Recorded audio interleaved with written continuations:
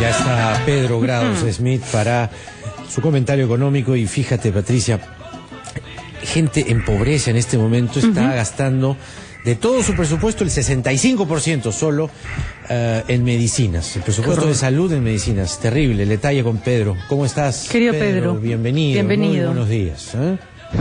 Buenos días, Patricia. Buenos días, Jaime. Sí, efectivamente hay un problema en lo relacionado al porcentaje que el sector más pobre de la población gasta en medicina. Quizás empezar mencionando cifras de pobreza, ¿no? Como sabemos, la pobreza entre el 2020 y 2019 se redujo de más de 50% a aproximadamente 20%, pero el 2020 se ha vuelto a incrementar.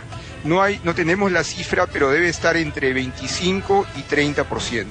Por lo tanto, no solo es un problema vigente, sino que es un problema que se ha agravado.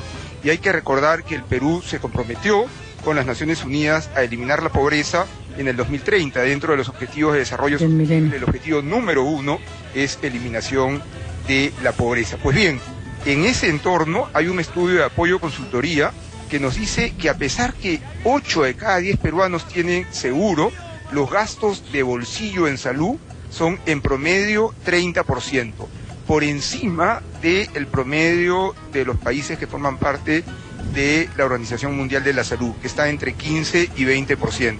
Pero los promedios siempre son engañosos. Si vamos a los 2 quintiles más pobres, al 40% de menores ingresos, los gastos suben a 47%.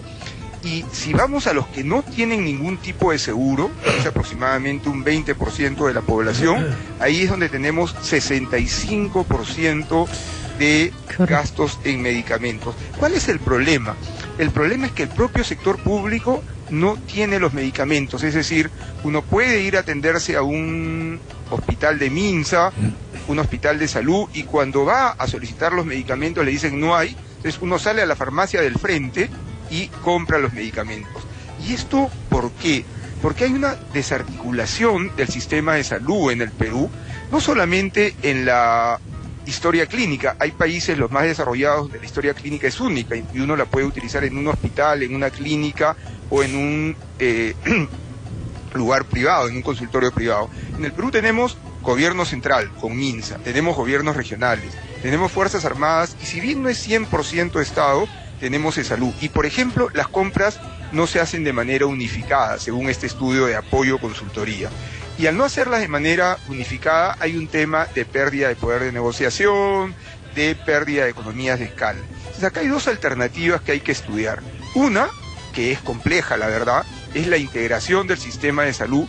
¿Por qué es compleja? Porque hay quien aporta, los de salud, y hay quien no aporta, los de MINSA. Entonces generar ese equilibrio no es difícil, pero no es fácil, pero una segunda alternativa, por lo menos realizar las compras de forma integrada, abaratar los costos, tener de repente farmacias integradas, ver la forma como realmente el servicio de salud mejore. Y lo otro, que es fundamental, línea de carrera meritocrática para los médicos. Los médicos hoy día han tenido un aumento en los ingresos producto de la pandemia, pero ya les bajaron a algunos las remuneraciones nuevamente. Acá hay que generar una línea de carrera médica que no solamente sea un orgullo ser médico y un servicio, sino que les permita vivir de manera adecuada, ¿no? Por supuesto. Médicos, enfermeras y todo el servicio de salud. Se ha intentado aplicar un sistema parecido al que se ha implementado en educación, pero ha sido mucho más difícil, ¿no es cierto? Y yo creo que ya es hora de organizar el sistema de salud. Y las compras conjuntas, me imagino, Pedro, que son algo que se aplica en otros países, ¿no?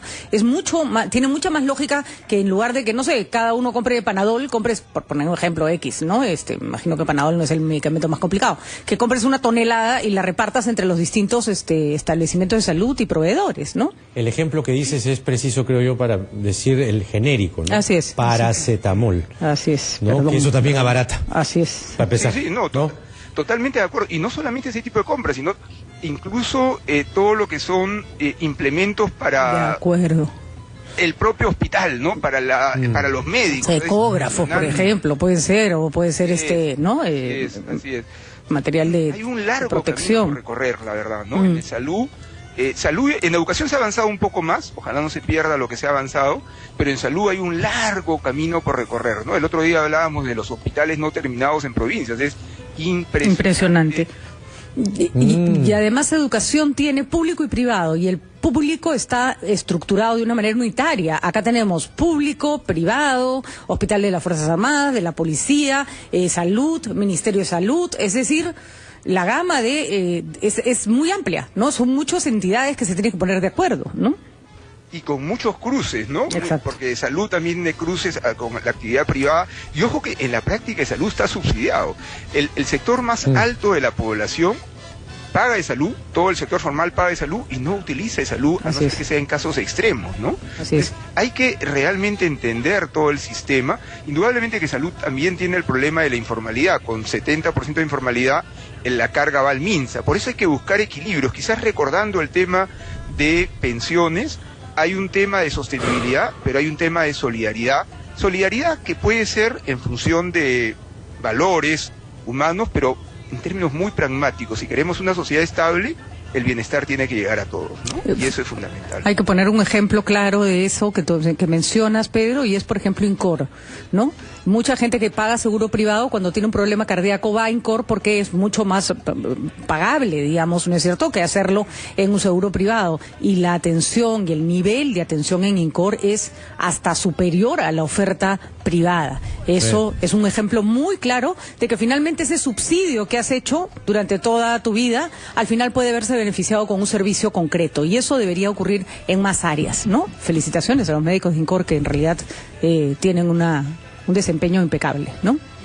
Totalmente de acuerdo. Y además, meritocracia, porque para ser cirujano del corazón no es fácil. Hay todo un trayecto que recorrer. Entonces, sigamos los buenos ejemplos.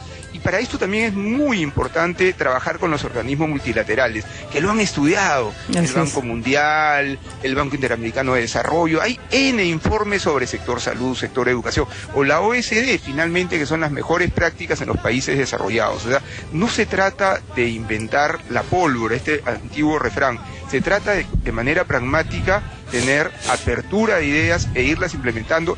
Y algo que es fundamental, no pensemos que vamos a reinventar el país de un gobierno a otro. Porque hay líneas de trabajo que requieren siempre de largo plazo, ¿no? Lo último que has dicho es fundamental, importantísimo, porque muchas veces, y lo hemos visto en la historia reciente y no tan reciente, cada nuevo gobernante quiere refundar el país, ¿no? Ay, qué flojera. Y en realidad hay una línea de acción que seguir. Gracias, Pedro, el comentario económico de Pedro.